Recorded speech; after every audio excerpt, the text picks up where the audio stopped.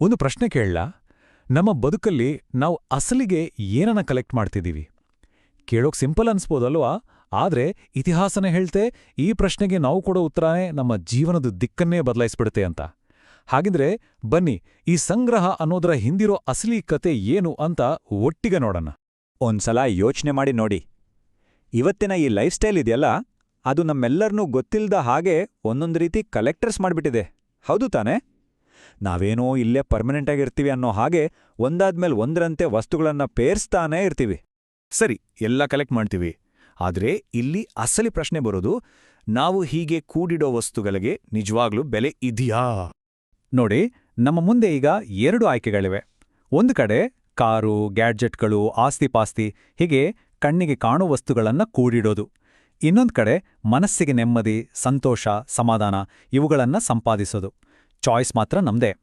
ಈ ಚಾಯ್ಸ್ ಮಾಡೋದು ಅಷ್ಟು ಸುಲಭ ಅಲ್ಲ ಅಲ್ವಾ?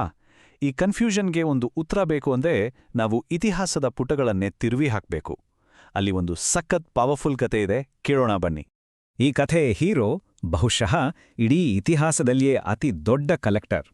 ಭೂಮಿ, ದುಡ್ಡು, ಅಧಿಕಾರ ಸಿಕ್ಕಿದ್ದನ್ನೆಲ್ಲ ನೋಡಿದ್ದನ್ನೆಲ್ಲ ತನ್ನದಾಗಿಸ್ಕೊಂಡವನು. ಯಾರು ಗೊತ್ತಾ? ಬೇರೆ ಯಾರೂ ಅಲ್ಲ, ಅಲೆಕ್ಸಾಂಡರ್ ದಿ ಗ್ರೇಟ್. ಅರ್ಧ ಪ್ರಪಂಚವನ್ನೇ ತನ್ನ ಕಾಲ ಕೆಳಗೆ ಹಾಕೊಂಡು ಲೆಕ್ಕವಿಲ್ಲದಷ್ಟು ಸಂಪತ್ತನ್ನ ಸಂಗ್ರಹಿಸಿದ ಆ ಮಹಾನ್ ಚಕ್ರವರ್ತಿ.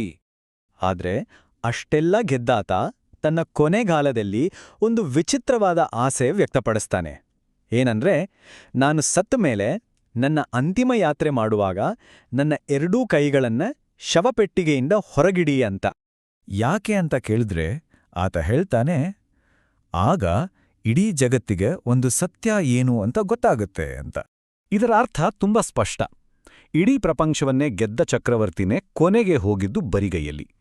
ಅಲೆಕ್ಸಾಂಡರ್ ಕಥೆ ಇದೆಯಲ್ಲ, ಅದು ನಮ್ಮ ಯೋಚನಾ ಲಹರಿಯನ್ನೇ ಬದಲಾಯಿಸೋಕೆ ಒಂದು ದಾರಿ ತೋರಿಸುತ್ತೆ. ಈ ಜಗತ್ತಿನ ಜೊತೆ ನಮ್ಮ ಸಂಬಂಧ ಹೇಗಿರಬೇಕು ಅನ್ನೋದನ್ನ ಹೊಸದಾಗಿ ಯೋಚನೆ ಮಾಡೋ ಹಾಗೆ ಮಾಡುತ್ತೆ. ನೋಡಿ, ನಾವು ಮಾಡೋ ದೊಡ್ಡ ತಪ್ಪೇನು ಗೊತ್ತಾ? ನಾವೇ ಈ ಭೂಮಿಗೆ ಮಾಲೀಕರು ಅಂತ ಅನ್ಕೊಂಡ್ಬಿಡೋದು. ಆದ್ರೆ ಸತ್ಯ ಏನು ಅಂದ್ರೆ, ನಾವಿಲ್ಲಿ ಬರೀ ಗೆಸ್ಟ್ಸ್ ಅಂದ್ರೆ ಅತಿಥಿಗಳು. ಒಬ್ಬ ಮಾಲೀಕ ಏನ್ಮಾಡ್ತಾನೆ? ಎಲ್ಲವನ್ನೂ ತನ್ನತ್ರನೇ ಇಟ್ಕೋಬೇಕು, ಹಿಡ್ದಿಟ್ಕೋಬೇಕು ಅಂತ ನೋಡ್ತಾನೆ. ಆದ್ರೆ ಒಬ್ಬ ಅತಿಥಿ ತಾನು ಇದ್ದಷ್ಟು ದಿನ ಆನಂದವಾಗಿರ್ತಾನೆ, ಯಾವುದಕ್ಕೂ ಅಂಟ್ಕೊಳ್ದೆ ಸಮಯ ಬಂದಾಗ ಹೊರಟೋಗ್ತಾನೆ. ಇದು ಹೇಗಪ್ಪ ಅಂತಂದ್ರೆ, ನಾವೊಂದು ಹೋಟೆಲ್ಗೆ ಹೋಗಿ ರೂಮ್ ತಗೋತೀವಲ್ಲ ಹಾಗೆ. ಚೆಕ್ಔಟ್ ಮಾಡುವಾಗ ಅಲ್ಲಿರೋ ಟಿವಿ, ಬೆಡ್, ಫರ್ನಿಚರ್ ಎಲ್ಲವನ್ನೂ ನಾವು ಜೊತೆಗೆ ತಗೊಂಡ್ಬರೋಕ್ಕಾಗತ್ತಾ? ಇಲ್ಲ ಅಲ್ವಾ? ಎಲ್ಲವನ್ನೂ ಅಲ್ಲೇ ಬಿಟ್ಬರ್ತೀವಿ. ನಮ್ಮ ಜೀವನ ಅನ್ನೋದು ಕೂಡ ಅಷ್ಟೇ ಸಿಂಪಲ್. ಹಾಗಿದ್ರೆ ಬದುಕೋಕೆ ಸರಿಯಾದ ದಾರಿ ಯಾವುದು? ಈ ಪ್ರಶ್ನೆಗೆ ಉತ್ತರಕ್ಕಾಗಿ ನಾವು ಸ್ವಲ್ಪ ಆಧ್ಯಾತ್ಮಿಕವಾಗಿ ಯೋಚನೆ ಮಾಡಬೇಕಾಗತ್ತೆ. ಇದಕ್ಕೆ ಒಂದು ಅದ್ಭುತವಾದ ಉತ್ತರ 1986ರಲ್ಲಿ ಪ್ರಕಟವಾದ ಅಖಂಡ ಜ್ಯೋತಿ ಪತ್ರಿಕೆಯಲ್ಲಿ ಸಿಗುತ್ತೆ.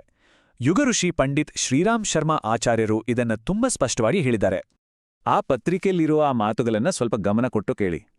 ಸಮಜ್ದಾರ್ ವೋ ಹೈ जो नश्वर वस्तुओं का नहीं बल्कि सत्कर्मों और आत्मसंतोष का संग्रह करता है, साथ केवल वही जाएगा जो आपने बांटा है. ಇದರ ಅರ್ಥ ಏನ್ ಗೊತ್ತಾ? ನಿಜವಾದ ಬುದ್ಧಿವಂತ ಅಂದ್ರೆ ನಾಶವಾಗಿ ಹೋಗೋ ವಸ್ತುಗಳನ್ನ ಸಂಗ್ರಹ ಮಾಡೋನಲ್ಲ, ಬದಲಿಗೆ ಒಳ್ಳೆ ಕೆಲಸಗಳನ್ನ, ಆತ್ಮತೃಪ್ತಿಯನ್ನ ಯಾರು ಸಂಗ್ರಹ ಮಾಡ್ತಾನೋ ಅವನು. ಯಾಕಂದ್ರೆ ಕೊನೆಗೆ ನಮ್ ಜೊತೆ ಬರೋದು ನಾವು ಏನ್ ಹಂಚಿದೀವೋ ಅದು ಮಾತ್ರ ಅಂತ. ಹಾಗಿದ್ರೆ ಈ ಎಲ್ಲ ಮಾತುಗಳಿಂದ ನಾವ್ ಏನ್ ಕಲಿಬಹುದು?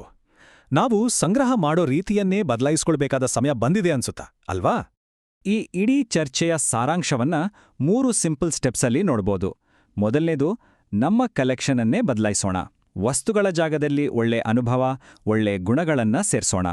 ಎರಡನೇದು, ತಗೊಳ್ಳೋದಕ್ಕಿಂತ ಕೊಡೋದು ದೊಡ್ಡದು ಅಂತ ನಂಬೋಣ. ಮತ್ತು ಕೊನೆಯದಾಗಿ, ಎಲ್ಲದಕ್ಕಿಂತ ಮುಖ್ಯವಾಗಿ ವಸ್ತುಗಳ ಬದಲಿಗೆ ಶಾಂತಿಯನ್ನ ನಮ್ಮ ಅಸಲಿ ಆಸ್ತಿಯನ್ನಾಗಿ ಮಾಡ್ಕೊಳ್ಳೋಣ. ಹಾಗಿದ್ರೆ ಕೊನೆಗೊಂದು ಪ್ರಶ್ನೆ, ನಿಜವಾದ ಶ್ರೀಮಂತರು ಅಂದ್ರೆ ಯಾರು?